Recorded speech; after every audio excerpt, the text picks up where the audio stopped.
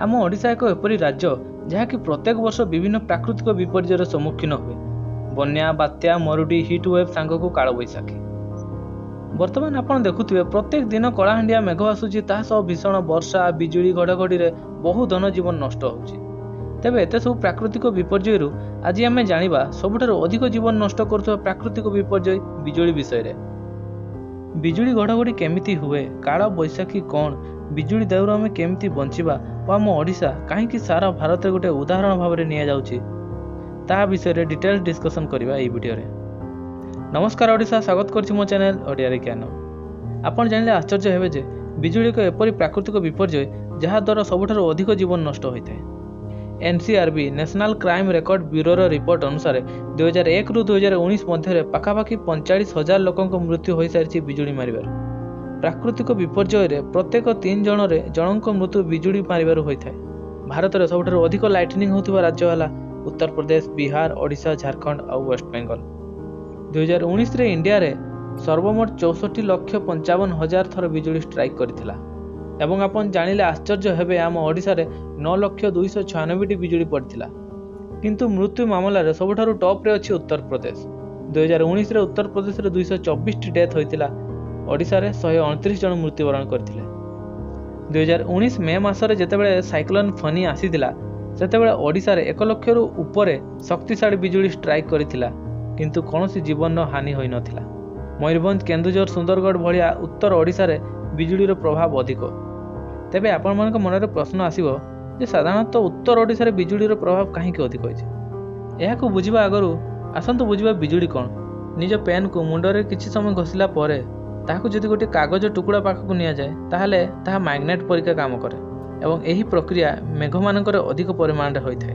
मेघरे थिबा water particle मानकर घर्षण फल रे चार्ज क्रिएट हुए।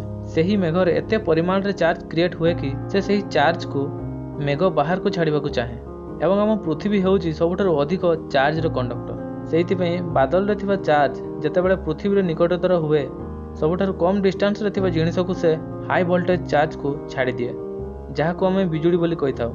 साधारणतः बिजुली 3 प्रकार होइଥାଏ। फर्स्ट हला क्लाउड लाइटनिंग, माने गोटिए बादल रे ही अलग अलग होइथिबा चार्ज मध्य रे हेउथिबा लाइटनिंग को क्लाउड लाइटनिंग कहा जाए। एथिरे लाइट देखा जाए किंतु साउंड आसे नाही। द्वितीय रे रहउची क्लाउड टू क्लाउड लाइटनिंग। एथिरे बड़ बादल पाखरे थिबा छोट बादल को चार्ज डिस्चार्ज करे। एथिरे लाइट और साउंड मध्य आसे, किंतु यह आम पई किछि क्षतिकारक नुहे।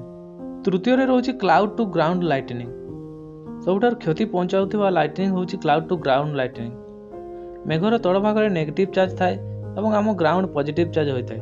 तेणु चार्ज को ग्राउंड को जीवा पई गोटे रास्ता दरकार होइଥାଏ एवं जो पॉजिटिव चार्ज ता पाखरे थिबो सेही पॉजिटिव चार्ज को से टार्गेट करी ग्राउंड को जाए। तेबे उत्तर पश्चिम ओडिशा रे बिजुली घड़घड़ी रो प्रभाव अधिक कोन पई ताहा जानिबा पई हमकु मैप ओपन करबाकू पड़िबो। ओडिशा रे मौसुमी वर्षा साउथ वेस्ट पटु माने केरल और आंध्र प्रदेश देकी जून मास पाखापाखि ओडिशा रे पहुंचे, किंतु एप्रिल और मे मास रे ओडिशा रे जो वर्षा हुए ताहाकू काल बैसाखी कहा जाए। अल्प समय पे वर्षा हुए किंतु बहुत क्षति पहुंचाए।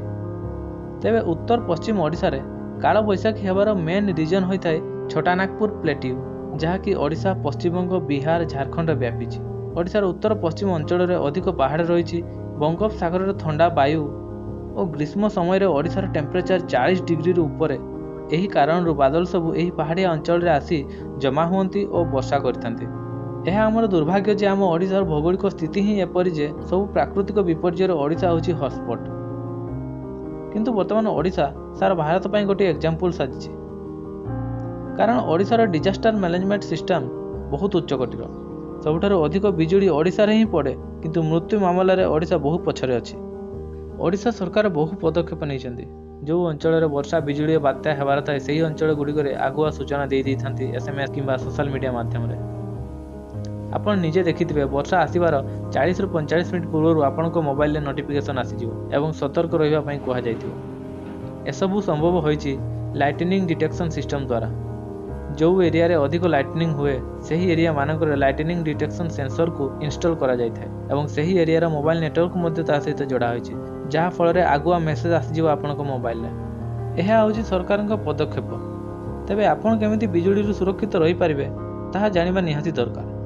ପ୍ରଥମ ତ ବର୍ଷା ହେଲେ କେବେ ବି ଆପଣ ଗଛ ତଳେ ରୁହନ୍ତୁ ନାହିଁ, କାରଣ ଗଛରେ ବିଜୁଳି ପଡ଼ିବାର ସମ୍ଭାବନା ଅଧିକ ଥାଏ।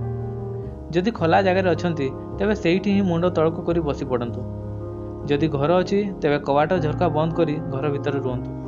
ଯଦି କାରରେ ଆପଣ ଯାଉଛନ୍ତି ତେବେ ସବୁ ଝରକା ବନ୍ଦ କରିକି କାର ଭିତରେ ହିଁ ରୁହନ୍ତୁ। ବିଜୁଳି ସମୟରେ ପାଣି ପାଖରେ ରୁହନ୍ତୁ ନାହିଁ। ସବୁ ଇଲେକ୍ଟ୍ରିକ୍ ଇକ୍ୱିପମେଣ୍ଟକୁ ସାର୍କିଟ୍ରୁ ଅଲଗା କରିଦିଅନ୍ତୁ, ଯାହାଫଳରେ ସର୍ଟ ସାର୍କିଟ୍ ହେବାର ସମ୍ଭାବନା ରହିବ ନାହିଁ। ତା ସହିତ ଭାରତ ସରକାରଙ୍କ ଲାଇଟନିଂ ଆଲର୍ଟ ଆପ୍ଲିକେସନ୍ ଦାମିନୀକୁ ମୋବାଇଲରେ ନିହାତି ଇନଷ୍ଟଲ୍ କରନ୍ତୁ, ଯାହାଫଳରେ ଆପଣ ଜାଣିପାରିବେ ଆପଣଙ୍କ ଅଞ୍ଚଳରେ କେବେ ବିଜୁଳି ପଡ଼ିବ। ଏହା ଥିଲା ଡିଟେଲ୍ସ ଭିଡ଼ିଓ ବିଜୁଳି ସମ୍ପର୍କରେ। ଯଦି ଭିଡ଼ିଓଟି ଭଲ ଲାଗିଥିବ ତାହେଲେ ଲାଇକ୍ କରିଦେବେ ଏବଂ ସେୟାର ମଧ୍ୟ କରିଦେବେ। ଧନ୍ୟବାଦ।